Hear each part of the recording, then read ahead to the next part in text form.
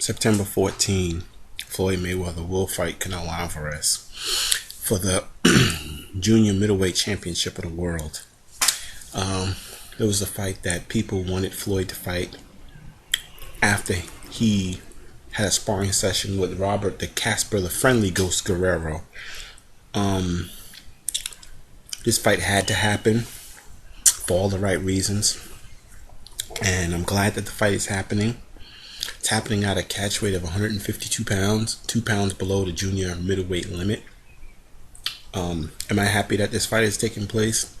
I am, because it shows that, I guess at this stage of the game, being that the Pacquiao fight will never happen with Mayweather, that he is willing to fight, I guess, the next best challenger and opponent out there for him to fight.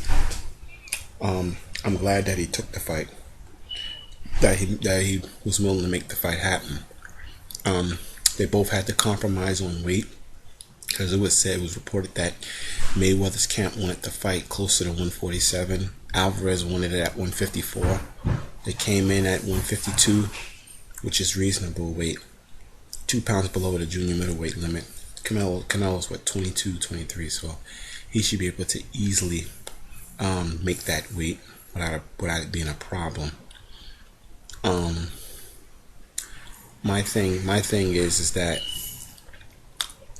being that this fight was taking place September 14, it pushed back Tim Bradley Juan Manuel Marquez fight, I think, now to October 12th, which is good also. My thing with this, I've got a couple of things about this fight that I didn't particularly like. Last year, 2012, Mayweather fought Cotto at the junior middleweight limit. He said he didn't want to inconvenience Cotto. He said he wanted Cotto to fight at a weight that's comfortable for him, so he gave him that. But for you to not do Cotto at a catch weight and do Alvarez at a catch weight, it raises eyebrows, because you didn't do it for Cotto. Why do it for Alvarez? And Mayweather has fought at the junior middleweight limit before, so why do a catch weight? Because I remember he went on the Max Kellerman's Face Off and said that technically Cotto is an undefeated fighter because Margarito cheated and Pacquiao had Cotto weight drained, because when Pacquiao fought Cotto, they did it at a catch weight of 145. He had something to say about it, but you making Alvarez do this exact same thing that you said that Pacquiao did to Cotto. So you kind of sound like Mayweather sounds like somewhat of a hypocrite himself by doing this, and especially being that he fought at junior middleweight before. So it raises eyebrows. It raises questions. Do he really consider Canelo Alvarez to be a legitimate threat to him, that he have to feel like he has to have some sort of advantage?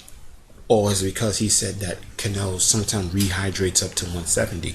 Hey, listen, that's Alvarez. If Alvarez makes 154 and he comes in 170, that's what he has to take.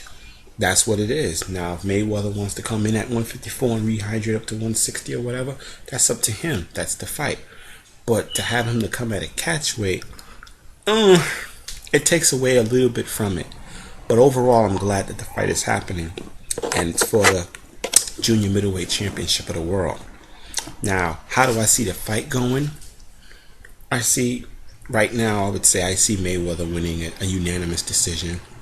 He just move and outbox him and don't really get hit with too much. Maybe a couple of shots Alvarez may land here and there, but I see Mayweather winning this fight by a unanimous decision.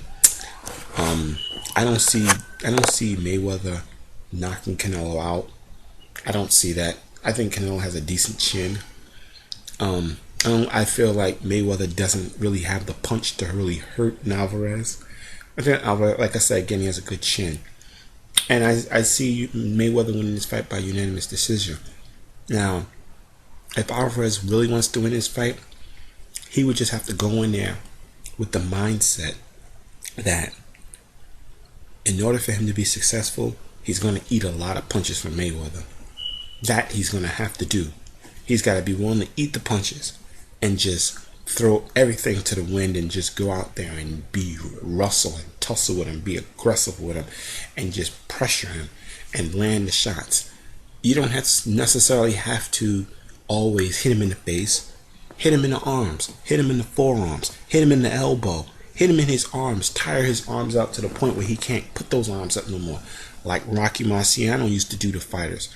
It wasn't that he was pinpoint, accurate, precise with his punches. He would brawl and maul and make a fight out of it, and he'd beat the arms to the point whereas you have to put the arms down. If Mayweather goes in his defense with the shoulder roll, fine. If Mayweather wants to give you the shoulder, beat that shoulder. Beat his arms to the point where he don't want to put them up no more until he change and do something different. Then maybe you get a little bit of opportunity to land some shots. That, I think, Alvarez will have to do that in order to be successful in beating Mayweather. Because if he doesn't, and he go in there with the mindset that he's going to maul over everyone else whom he's fought, and then thinking he's going to come and try to box with Mayweather, then he's going to be for a long 12-round decision loss. I think that's his only chance of winning the fight. Now, like I said, but I would pick Mayweather by unanimous decision, because even in the fight with Austin Trout, Canelo was being outboxed. He was being outboxed. Austin Trout, Canelo, I landed some shots on him, but Austin was winning rounds just by outboxing him. So, and if he was having those problems against Austin Trout, and you have Mayweather being one of the greatest defensive fighters of all time, along with Pernell Whitaker and Willie Pep, then he's just going to have to just go in there and make a real fight out of it. That's what he's going to have to do. So, that's my view. That's my view on that fight. I can't wait to see it September 14th, to see what happens. Leave your comments. I'll respond to them all. That's a little under, that's what I like, a little more than 3 months from now. So I know it'll be quite a bit of build up to this fight. Now I also was reading on Boxing Scene that it talking about this may break records and stuff like that. I think this fight will definitely have a huge pay-per-view buy rate, because Mayweather, it will be fighting an opponent that people would definitely want to shell out $60 to see him fight. But do I think it's going to break the Mayweather De La Hoya record? I don't think so. But I think it will do very well. It'll be up there. It will definitely easily do over 1 million buys, maybe 1.3 million, 1.4 million. It has that potential to do that, And we'll have to see what the undercard brings. But like I said, I just don't see it breaking the record, because again, Canelo Alvarez hasn't headlined any major pay-per-view cards, so you can't say what he brings in. We just know that him and Austin Trout brought in close to 40,000 fans at the Alamo Dome. That much we do know. But as far as his pay-per-view star power, he doesn't really have one.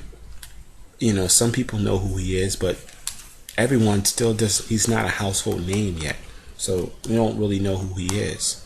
So I think people will pay to see this fight, and I think it will easily do over 1 million buys. But to say that it's going to break 2.44 what De La Hoya and Mayweather set, no, it's not going to do that. In order to break that, it's got to be two fighters with the star power of both Mayweather, and if before Pacquiao lost to Marquez, they would have broken the record, because they both have the power to do it. But not this fight. But this is going to be a fight that people are going to want to see, because it had to happen. And we'll see from there. Leave your comments and I'll respond to them all. Till next time, everyone.